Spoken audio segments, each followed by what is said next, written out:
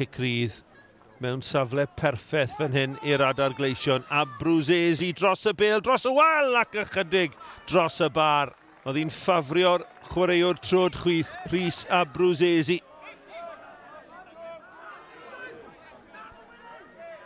Jones, Owain Jones i'r llawr. Na, medde Bryn Malcolm Jones sy'n cythryddo chwaraewyr a tîm hyfforddi Pontypridd. A mae yna dacl hwyr fan hyn. Lliw y cerdyn yw Coch. Coch yn cael I ddangos Luke Cummins mewn yn uchel ar Cai Whitmore. Mae Whitmore dal ar lawr. Ond Bryn Malcolm Jones yn y fan ar lle I ddyfarnu tacl peryglus allan o reolaeth.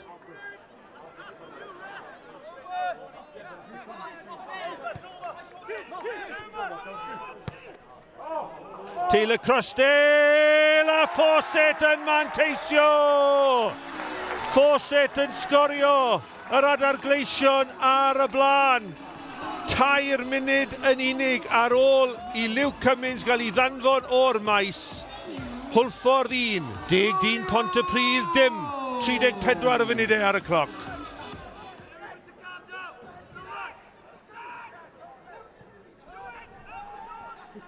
Camgymeriad gan Zach Jones, ac mae mewn! A mae Ben Arman wedi dod o'r sgôr yn gyfartal. Wel, camgymeriad erchill yn amddiffyn yr adar gleision. Beth yn y byd oedd yn mynd ymlaen fanna.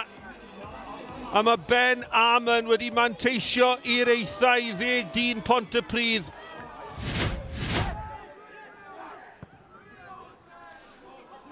Hir o'r cefn chwilio am Fawcett. Cyffyrddiad cynta'n dda, mae'n troi yn gelfydd. Mae Radcliffe yn arbed yn wirthiol. Ond am chwarae da gan Ben Fawcett. Yn ceisio crymanu'r bêl o gwmpas Radcliffe. Ond Radcliffe yn ymestyn I fraich I rwystro'r blaenwr bach.